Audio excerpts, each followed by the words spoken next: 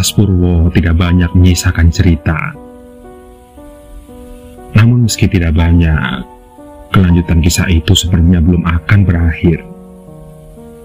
Semua soal waktu saja.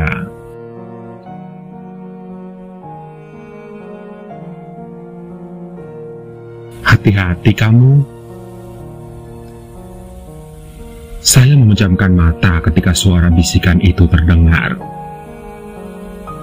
Campuran antara kaget dan rasa takut. Saya menoleh ke segala arah, namun saya tidak bisa menemukan satu manusia pun yang sedang berbisik ke telinga kiri saya. Satu hal janggal yang saya rasakan ketika suara itu terdengar. Suara-suara di sekitar saya menjadi tidak terdengar, seperti teredam. Tepat pada saat itu, kalimat Mbah Kuncen bergaung di kepala saya. Apa saja yang akan dilihat dan yang akan terjadi, jangan lupa tujuan dan niatmu datang ke tempat ini. Berpegang teguhlah pada keyakinan yang ada di hati. Mereka akan mencoba merasuk ke dalam hati dan pikiranmu. Maka, jagalah hati dan pikiranmu dari hal-hal negatif.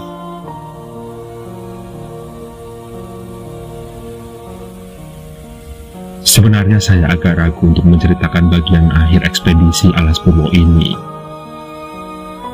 Apa yang terjadi dan yang kami hadapi saat hendak menyelamatkan Dinda dan Uncle Jack benar-benar berada di luar batas nalar manusia. Percaya atau tidak percaya, saya mengembalikan lagi semua kepada para pendengar. Jadi, perjalanan kami untuk menyelamatkan Dinda dan Paman dimulai pada hari ketiga menjelajahi Alas Purwo. Sedangkan untuk tujuan penelitian sendiri sudah hampir setengah dari daftar sampel yang harus kami ambil. Dan untungnya Paman sempat mempercepat pengambilan sampel-sampel itu.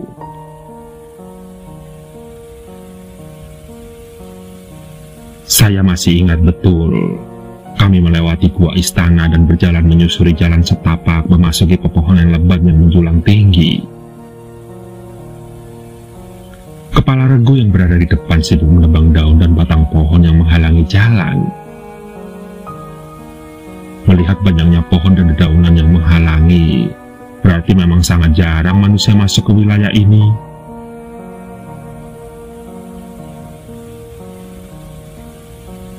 Saya berjalan sembari melihat kanan dan kiri. Vegetasinya cukup rapat, jalan setapaknya juga. Bahkan, untuk berjalan saja sudah agak susah, ditambah lagi dengan semak belukarnya yang tumbuh subur. Dalam hati, saya berharap semoga saja tidak ada ular atau hewan berbahaya yang mendekati kami.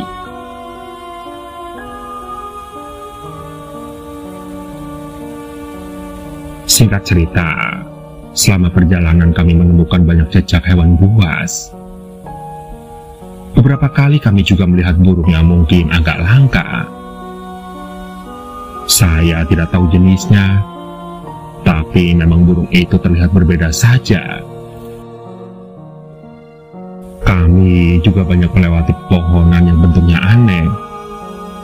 Salah satunya adalah pohon beringin besar. Akarnya besar-besar dan sulurnya sudah menyatu dengan tanah. Kalau diperkirakan mungkin usianya sudah ratusan tahun. Kami bahkan dibuat takjub akan kehadiran pohon itu. Indah, megah dan kesan angkernya sangat terasa. Dan tim beristirahat di pohon beringin ini. Sementara Ethan dan Damian langsung mengambil peran untuk memeriksa keadaan sekitar. Sementara saya duduk menyandarkan punggung di salah satu akarnya yang besar. Ketegangan yang terasa dan rasa lelah yang belum hilang, ditambah angin sepoi-sepoi, membuat saya mengantuk. Dan sialnya saya terlalu muda untuk tertidur. Secara samar saya masih bisa mengingat mimpi yang sama.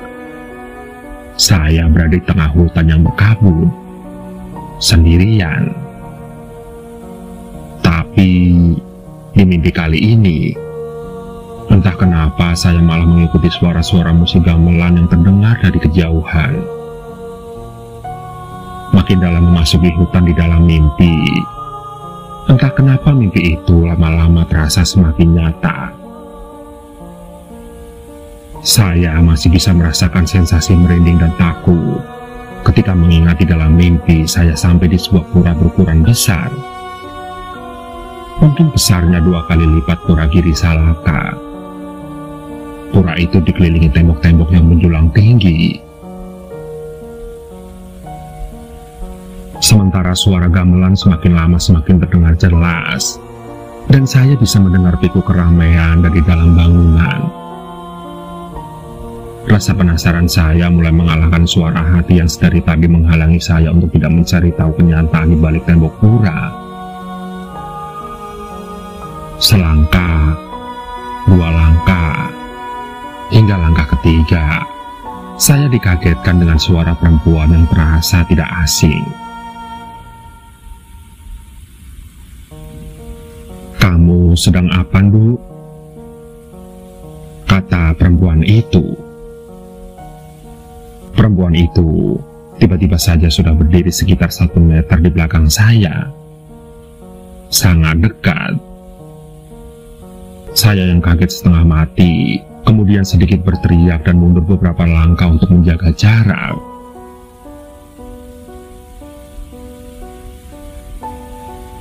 Kemudian, perempuan yang menurut saya sangat cantik dan anggun itu menatap saya. Setelah itu, dia tersenyum kecil.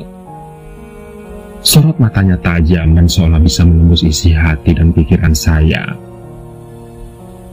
Mulut saya langsung terkunci. Tidak sanggup berkata-kata, seperti terkunci rapat. Dia seperti bisa memahami keresahan saya. Dan ketika berjalan pelan mendekati saya, wangi kembang menyapa indera penciuman saya.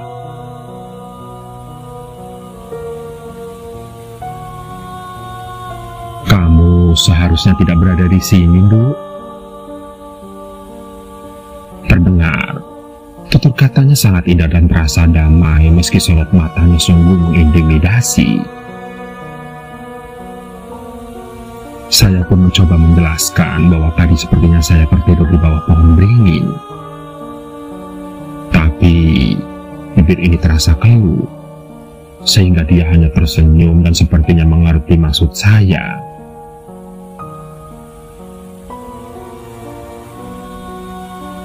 Kemudian, ia mewanti-wanti saya untuk tidak memasuki pura itu. Selain itu, dia juga menyarankan saya untuk segera pulang. Perempuan itu melewati saya dan tetap berbicara sambil membelakangi saya.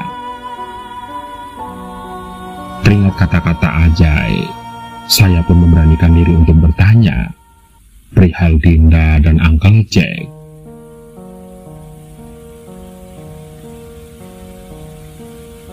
Perempuan itu membalikkan badannya lagi. Kami saling beradu pandang. Dia kemudian menjelaskan bahwa Dinda dan paman saya itu masih selamat. Tapi dia tidak menjelaskan lokasi mereka berada. Dan lagi-lagi dia meminta saya untuk segera pulang saja. Jangan terlalu lama di hutan ini, begitu katanya.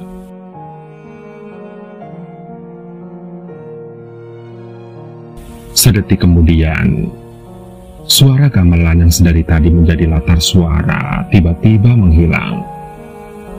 Pemandangan langsung berubah. Saya seperti berada di tengah gelapnya hutan, dan yang tersisa di sana hanya cahaya api yang berpendar-pendar. Saya masih bisa menangkap perubahan ekspresi di wajah perempuan itu. Dia seperti merasa terganggu ketika suara gamelan menghilang. Dan sebelum meninggalkan saya, dia pun menunjukkan jalan yang harus saya lalui. Jalan setapak yang disesaki oleh kabut. Setelah itu, dia mengingatkan saya untuk tidak menoleh ke kanan dan ke kiri, apalagi menengok ke belakang ketika berjalan.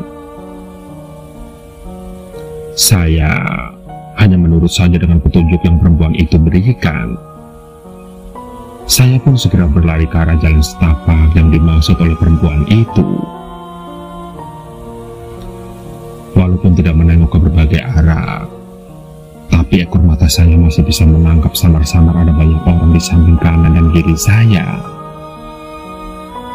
Dan setelah itu, saya tidak ingat. Saya tahu-tahu sudah terbangun di tempat yang sama. Dan ketika bangun, saya melihat hari masih siang. Sementara saya terlelap sekitar 25 menit. Dan saat itu kepala saya terasa berputar dan pusing hingga akhirnya muntah-muntah. Melihat kejadian itu, sontak aja langsung berlari ke arah saya dan kemudian membantu. Sembari menarik napas panjang, saya memandang langit yang terhalang oleh atap pohon alas purwo. Dan setelah kejadian mimpi itu, kini saya lebih banyak diam dan bengong. Hingga suatu ketika, saat saya menatap kosong ke arah permukaan tanah, terlihat ada sesuatu yang berkilauan di balik akar pohon yang bergelombang. Saya agak menunduk untuk meraih benda itu, dan ternyata itu adalah sebuah cincin yang terlihat usang dan tua. Sedangkan batunya berwarna merah seperti batu rubi atau merah delima.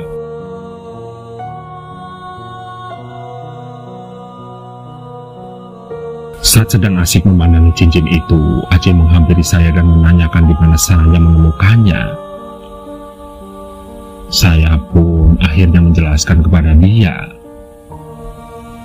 Dan ekspresi Ajay sontak menjadi seperti ngeri dan ketakutan. "Bos, taruh lagi itu, jangan dipegang-pegang," seru Ajay sembari menjauh dan menunjuk-nunjuk cincin itu. Saya yang kebingungan melihat tingkah laku Ajay, memilih berdiri kemudian menghampirinya.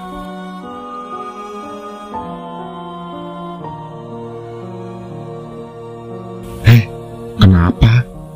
Kok tiba-tiba lu panik?" tanyaku. Ajay kemudian menjelaskan bahwa kita jangan memungut dan mengambil dari hutan belantara seperti ini.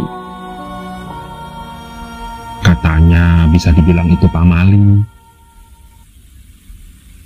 Saya pun memandangi cincin itu dengan penuh tanda tanya, dan akhirnya memilih untuk menaruh kembali di tempat semula. Dan setelah itu kami pun melanjutkan perjalanan menuju jantung alas purwo.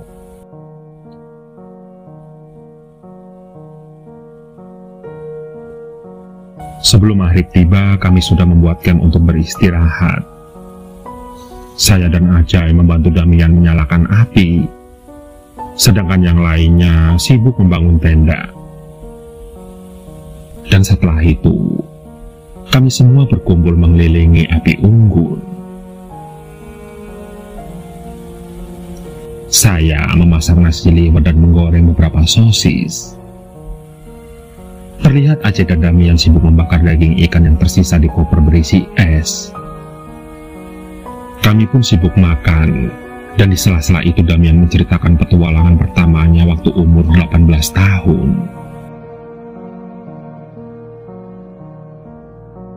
Ketika yang lain sibuk berbincang-bincang, saya asik membakar marshmallow dan memakannya bersama coklat panas. Dan ketika hendak menyeruput segelas coklat panas, saya mendapati salah satu tim arkeolog duduk agak menjauh. Entah kenapa dia terlihat seperti mengasingkan diri.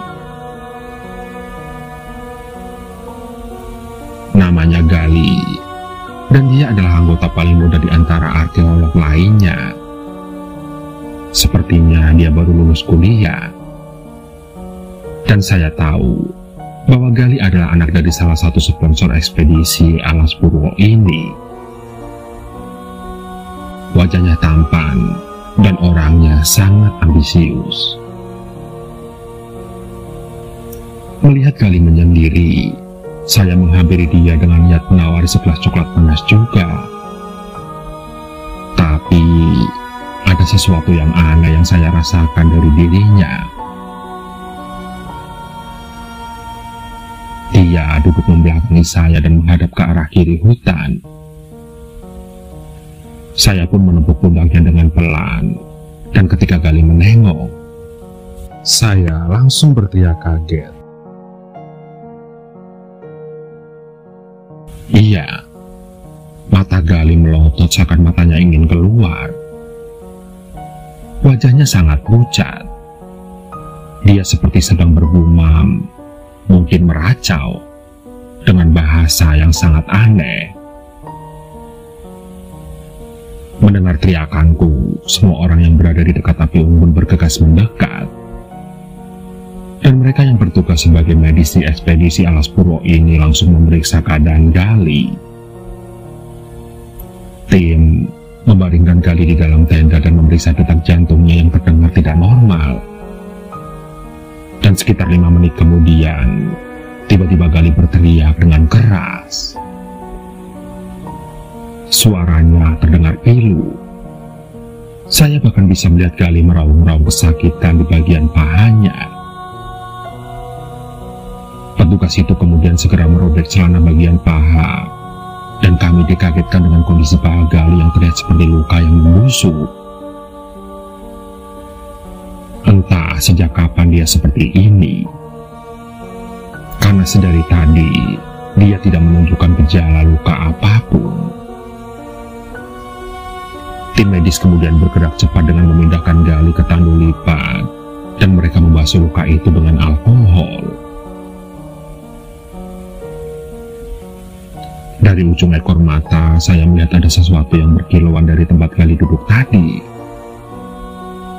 Dan ternyata itu adalah cincin dengan batu merah yang saya temukan tadi di bawah pohon beringin besar itu. Loh, kenapa ada di sini? Perasaan udah gue taruh lagi dah. Kumam saya yang masih melihat cincin itu dengan seksama. Namun, tiba-tiba saja suara gemerisik gesekan daun terdengar dari balik gelapnya hutan. Sontak saya langsung takut. Bukan karena makhluk halus, tapi hewan buas. Setelah itu, muncul sosok bayangan dari semak tinggi. Dengan sigap saya langsung mengambil senter di kantong celana dan menyorot ke arah bayangan tersebut. Dan alangkah kagetnya saya, karena saya tidak percaya dengan apa yang baru saja saya lihat. Sosok Paman dan Dinda muncul dari balik semak-semak tinggi itu. Saya mendapati penampilan Paman yang sudah kotor dan berantakan. Sedangkan Dinda yang digendong di belakang punggung Paman saya tidak sadarkan diri. Saya spontan meneriakkan nama mereka. Uncle Jack, Dinda, ya Allah, teriakku. Paman terlihat berjalan sangat lemas, sedangkan tubuhnya sangat kotor penuh tanah. Dinda pun begitu. Saya pun langsung membantu mereka duduk. Paman menyandarkan Dinda di sisi pohon sebelah camp. Dan setelah itu saya berlari menuju tim ekspedisi untuk melaporkan bahwa Paman dan Dinda sudah ketemu. Sontak, Ethan, Damian, dan Ajay langsung menghampiri Paman dan Dinda. Sekilas saya melihat kondisi Gali yang semakin memburuk. Saya berpikir kenapa Gali bisa sampai seperti itu. Setelah berpikir sejenak, saya menghampiri Paman dan Dinda kemudian memberikan sebotol air untuk mereka berdua. Dinda saat itu masih tidak sadarkan diri. Sedangkan Ethan menanyakan apa yang sebenarnya terjadi kepada Paman dan Dinda. "Uncle, apa yang terjadi di sana?" Ethan yang jongkok di depan Paman langsung memberondongnya dengan pertanyaan. Paman yang masih sibuk menjaga dirinya terlihat masih enggan untuk berbicara. Dan bukannya menjawab pertanyaan Ethan, Paman malah menanyakan balik apa yang terjadi kepada Gali. Kami semua hanya bisa menggeleng, karena jujur, kami juga tidak tahu kenapa. Mendengar itu, Paman hanya menganggukkan kepala. Dan setelah itu dia berjalan menghampiri tim medis yang sibuk mengurusi Gali. Melihat luka Gali yang sedang diobati, Paman segera mengambil karirnya. Paman kemudian mengeluarkan sekantong plastik yang berisi dedaunan. Meski saya tahu Paman sedang kelelahan, dia bisa dengan sigap menghaluskan dedaunan yang dia bawa. Setelah itu dia mengambil setangkai kayu kecil, dan Paman melilitkan kain ke tangkai itu dan membalurnya dengan minyak. "Kalian seka luka itu sekarang," perintah Paman kepada tim medis. Setelah diseka sampai bersih, Paman mengoleskan dedaunan yang sudah dihaluskan ke luka Gali. Gali menjerit kesakitan sampai bibirnya berdarah karena tergigit. Tim medis pun lantas sigap menyumpalkan handuk ke mulut Gali agar lidahnya tidak tergigit. Setelah mengoleskan yang nampaknya obat itu, Paman mengayunkan pelan api ke atas luka Gali. Setelah itu, Paman langsung mematikan apinya. Saya pun lantas langsung bertanya, apakah Paman tahu sesuatu saat ia menghilang? Namun, bukannya menjawab, Paman malah menghampiri saya. Dia meminta sesuatu. "Sini, keluarin benda itu dari kantong kamu. Gak usah dibawa, biar Uncle aja yang balikin," kata Paman kepada saya. Saya merokok kantong celana dan mendapati cincin merah tadi. Dan sontak saja saya langsung memberikan cincin itu kepada Paman. Dalam hati saya bertanya, sejak kapan Paman tahu soal cincin itu? Singkat cerita, setelah semua fase ketegangan itu lewat, Gali tertidur. Tim medis kemudian segera membangun flesi dan tenda medis dadakan untuk Gali dan Dinda yang masih tidak sadarkan diri. Dan akhirnya, kami bisa menghela napas, kemudian duduk di dekat api unggun kembali. Paman terlihat sangat lelah, tapi dia nampaknya masih enggan untuk tidur. "Agnes, Dinda, Ajay dan Gali, kalian pulang ya. Tidak usah ikut untuk melanjutkan ekspedisi," ucap Paman sembari merokok. Saya hanya terdiam dan mengangguk. Lebih baik saya mengikuti apa kata Paman saja. Saya juga tidak mau menanyakan banyak hal, termasuk saat Paman dan Dinda menghilang di telang hutan bambu, dan kenapa mereka bisa berada di sini. Namun, Ethan terus saja mendesak Paman untuk menceritakan apa yang telah terjadi dengan mereka, dan kenapa mereka bisa menghilang. Paman kemudian menyeruput terlebih dahulu kopi panasnya. Lalu dia mulai menjelaskan sedikit apa yang sebenarnya terjadi. Paman menegaskan bahwa dia tidak terlalu ingat secara jelas. Memang, saat itu dia mengejar Dinda yang berlari menjauh. Paman bercerita bahwa dia cukup lama mengejar Dinda dan tidak sadar dengan sekelilingnya. Dan saat Dinda berhenti secara tiba-tiba, Paman baru sadar bahwa dia tidak lagi berada di wilayah hutan bambu Alas Purwo. Paman hanya menceritakan seadanya saja, tapi saya tahu bahwa dia menyimpan rahasia di balik dirinya dan Dinda yang menghilang. Terasa ada sesuatu yang hilang di sini.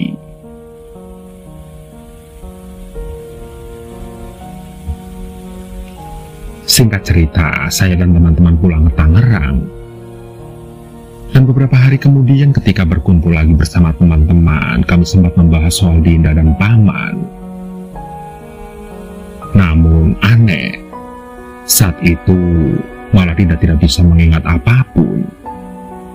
Terakhir dia ingat saat itu sedang berada di hutan bambu. Dan setelah itu tahu-tahu dia sudah terbangun di camp.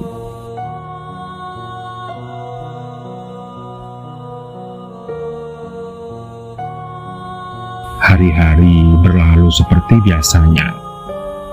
Saya masih berusaha terus menanyakan apa yang terjadi di Alas Purwo waktu itu ke Paman setelah ekspedisi selesai.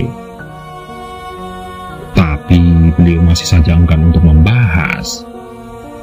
Dia hanya menepuk pundak saya dan mengatakan bahwa tidak semua perlu diketahui. Udah, kamu gak usah pusing-pusing mikirin hal yang sudah lewat. Ingat ya, gak semua boleh kamu ketahui. Terkadang lebih baik tidak tahu apa-apa dibandingkan harus tahu. Karena tanggung jawab untuk memikul pengetahuan itu berat. Kamu masih proses menuju dewasa. Nanti pada waktunya kamu akan dibuatnya paham dengan sendirinya. Ucap Paman sembari tersenyum. Dan setelah itu dia meminta bantuan saya menaikkan sebuah kotak ke gudang rumahnya di lantai 2. Sementara kalimat kamu akan dibuatnya paham itu terus menghantui saya. Imbuhannya itu bukankah merujuk ke sosok? Tapi entahlah, kalau sudah seperti ini, trauma masa kecil mencegah saya untuk mencari tahu lebih lanjut.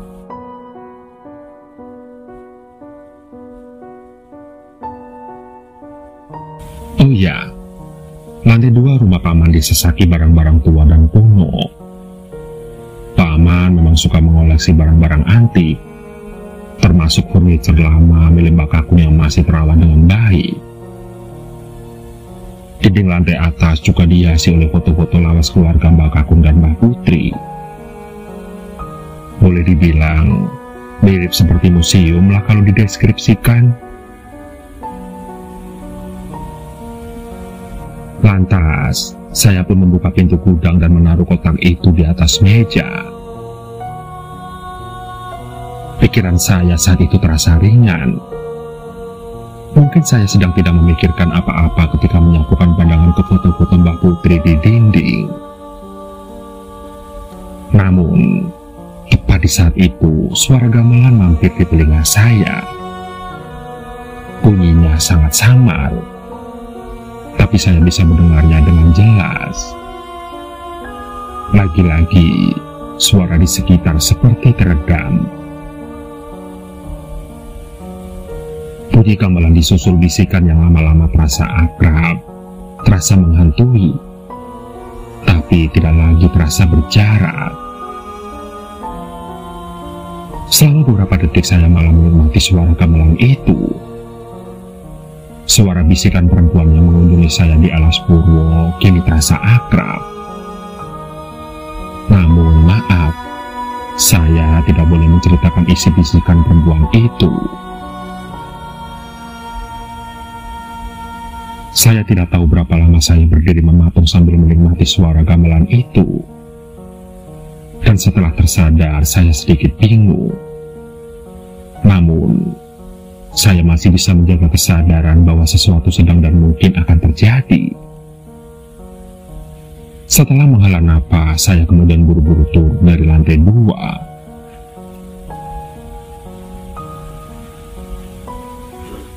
Sisa cerita dari Alas Purwo tidak banyak. Pertama, Dinda. Sampai detik ini masih tidak bisa mengingat kejadian yang membuat kami semua ketakutan. Kedua, Paman masih enggan untuk bercerita. Bahkan sampai sekarang. Ketiga, kabar Gali tidak lagi terdengar. Dan selalu saja Paman selalu menghindari topik tentang Gali. Kata Uncle Jack, kemungkinan paha Gali tergores oleh duri dari tumbuhan beracun. Namun entah bagaimana saya tidak bisa mempercayai keterangan Paman. Ada yang aneh di suara Paman ketika membahas soal Gali.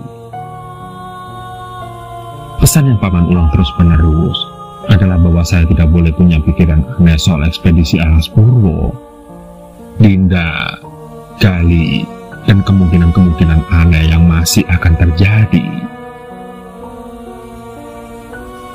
Tapi entahlah, meski mencoba bersikap tidak tahu, kejadian di Alas Purwo tidak mau hilang juga dari ingatan.